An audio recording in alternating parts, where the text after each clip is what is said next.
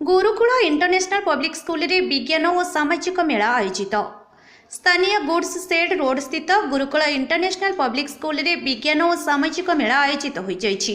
विद्यालय सभापति प्रशांत महापात्र अध्यक्षता करथिले। मुख्य अतिथि भावे रंगेलुंडा ब्लॉक शिक्षाधिकारी देवेंद्र बेहेरा जोग देथिले। विद्यालय सभापति प्रशांत महापात्र, संपादिका अनिता कुमार पाढ़ी एवं विद्यालय प्रधान आचार्य मधुस्मिता परिड़ा कार्यक्रम परिचालना करथिले। मुख्य अतिथि विज्ञान एवं प्रजुक्ति विद्यार आवश्यकता संपर्क में छात्र छात्री मानक उद्बोधन देथिले। मेलारे विभिन्न वर्गर प्राय 250 प्रोजेक्ट प्रदर्शित होइथिला। एथिरे 250 रु ऊर्ध्व जन प्रतियोगी अंशग्रहण करथिले।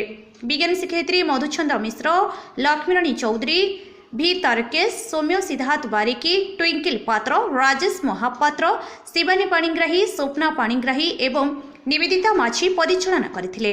रोबोटिक ग्रुपर मयूर साहू एवं टीम स्वयं एवं टीम अष्टम श्रेणी प्रथम स्थान अधिकार करथिले। विज्ञान रे संप्रति शेट्टी यूकेजी, कृतिका प्रधान द्वितीय श्रेणी, गोपीनाथ साहू चतुर्थ श्रेणी, शुभम पंडा षष्ठ श्रेणी, संकेत शेखर षडंगी एवं के खिरोद अष्टम श्रेणी, विश्वजीत साहू एवं शुभम सेन नवम श्रेणी, सामाजिक विज्ञान रे ओमकार सामल तृतीय श्रेणी, मुन्मयी महापात्र एवं चंदन महापात्र अष्टम श्रेणी, शुभश्री बेहेरा एवं सिंधुजा सुबुदी नवम श्रेणी प्रथम स्थान अधिकार करथिले। एही संपूर्ण कार्यक्रम रे विद्यालय समस्त शिक्षक, शिक्षयित्री, एनसीसी कैडेट, स्काउट टीम एवं अन्य कर्मचारी श्रृंखलित भावे कार्यक्रमटी परिसमाप्त करथिले।